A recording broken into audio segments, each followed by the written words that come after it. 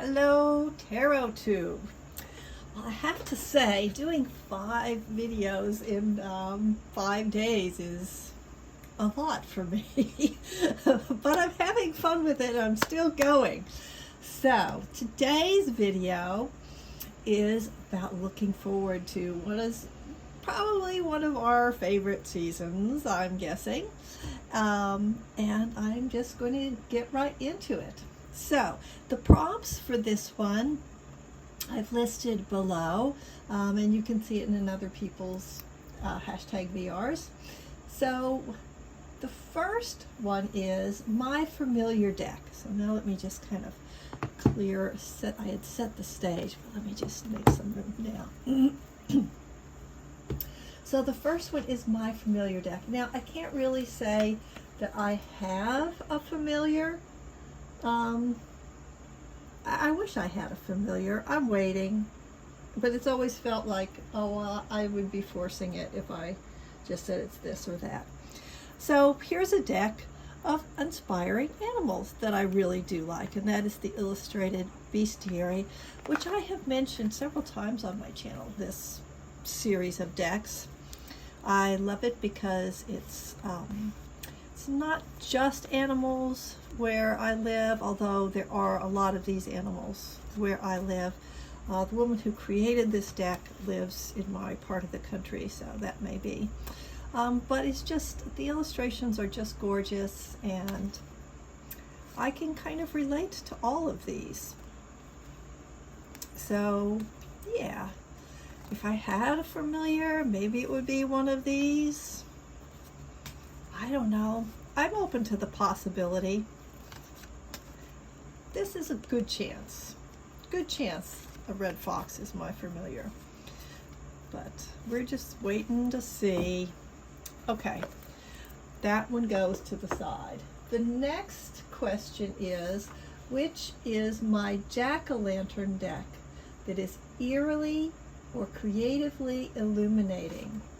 And again, I'm going to show a deck that I have talked about before, and I guess this was actually my introduction to YouTube, being on YouTube, was getting this deck with Lisa Papez's Say Yes to the Deck.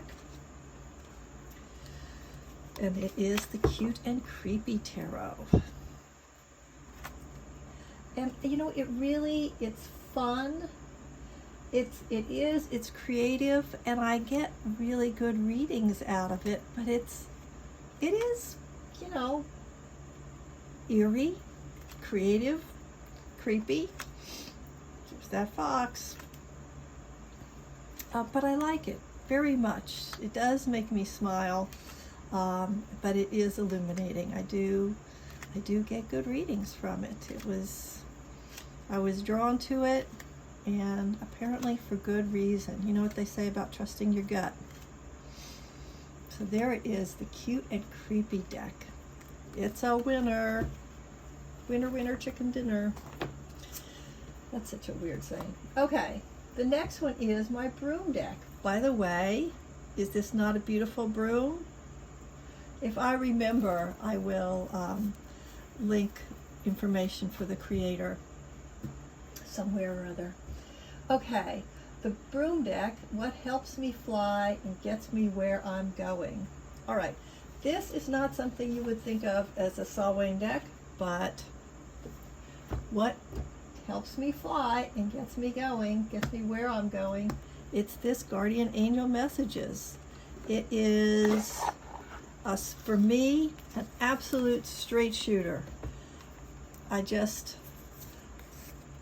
If I feel like I need something that's not going to require me to sit down and journal for half an hour, I can pull out this deck, do a quick reading, and good to go. And it's the same for reading for other people. Even if they're not really into guardian angels, I think you could still use this deck. I just think it's fabulous. It is getting a little worn now. I edged it, but you could see there's dings in it because I use it a lot. All right, this one goes to the side. The Guardian Angel Messages. not what we would think of for a Halloween deck. All right, the next question is, what cleans out the cobwebs? And that is more seasonal. I find that the thing that tends to clean out the cobwebs for me in general is an oracle deck, a good oracle deck. And I've got one for this season specifically. I actually have two, but I can't really talk to you about this one. See how it's still in its protective seal?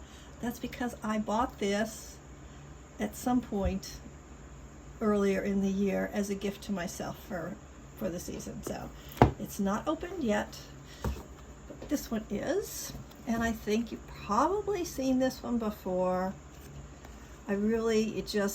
Obviously it's got all the seasonal goodies in it, and I think that the messages on the card are pretty clear cut, and they do just whoosh, whoosh.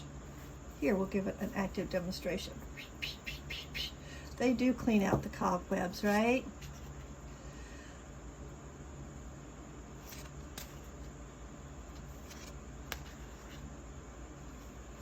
Okay, I got lost in the deck there. All right, let that go.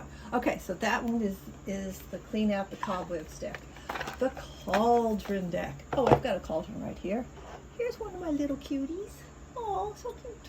Okay, so the Cauldron deck is something that helps stir up magic. And where did I put it? Here it is. And that is my Everyday Witch Oracle.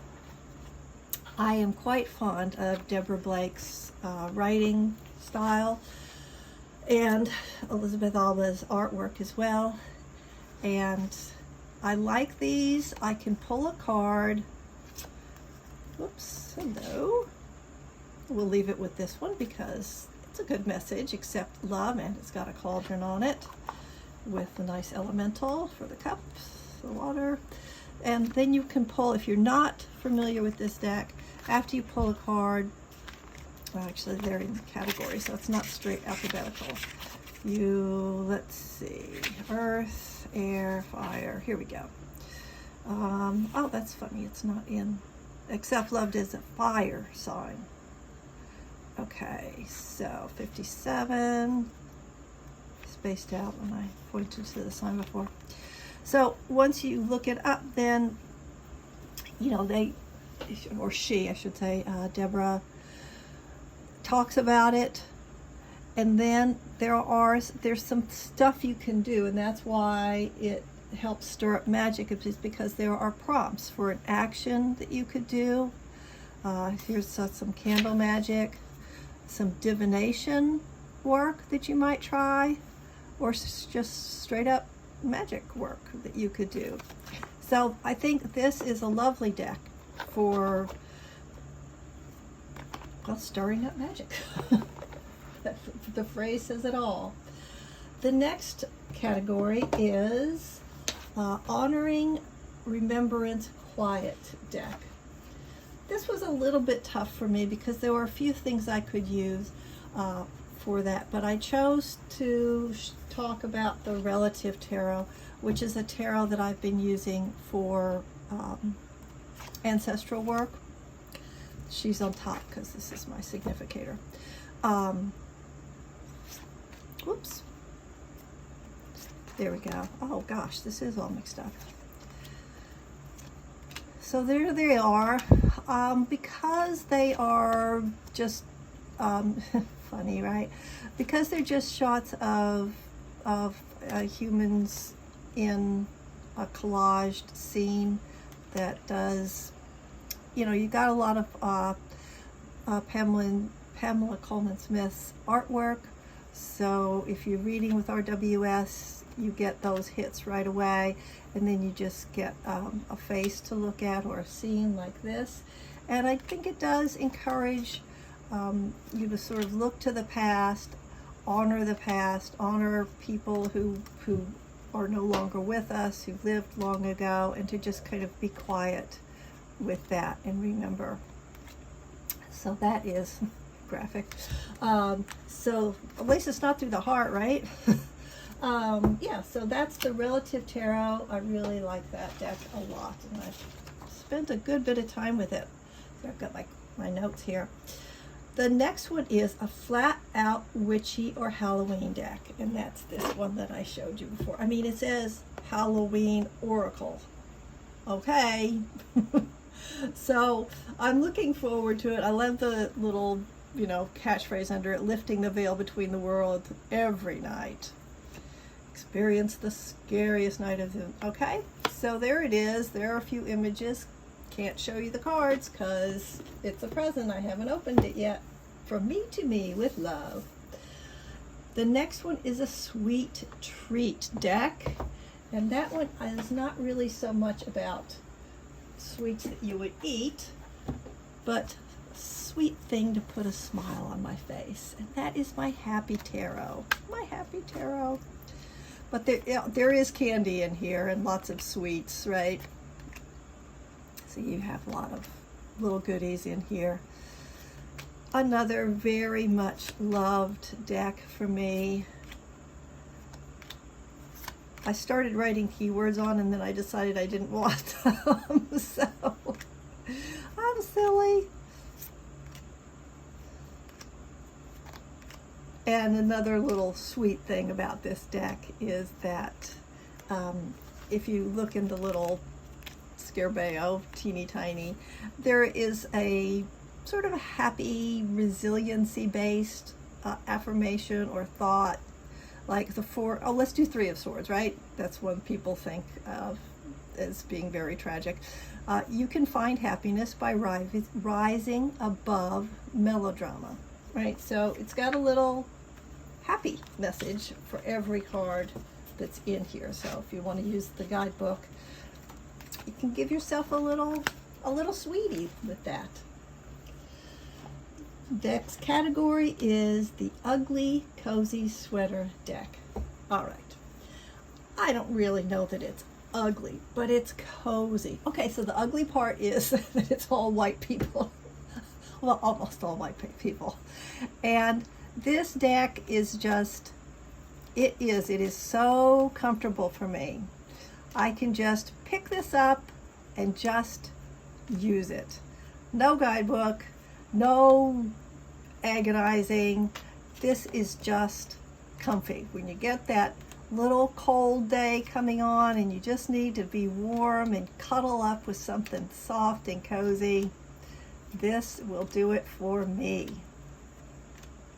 Not everybody, I admit that freely, but it does it for me. I just, yeah. And I don't even know that I would use it too much for somebody else, actually. I'm trying to think if I've ever pulled it when doing a reading for anyone else, and maybe my daughter. Yep.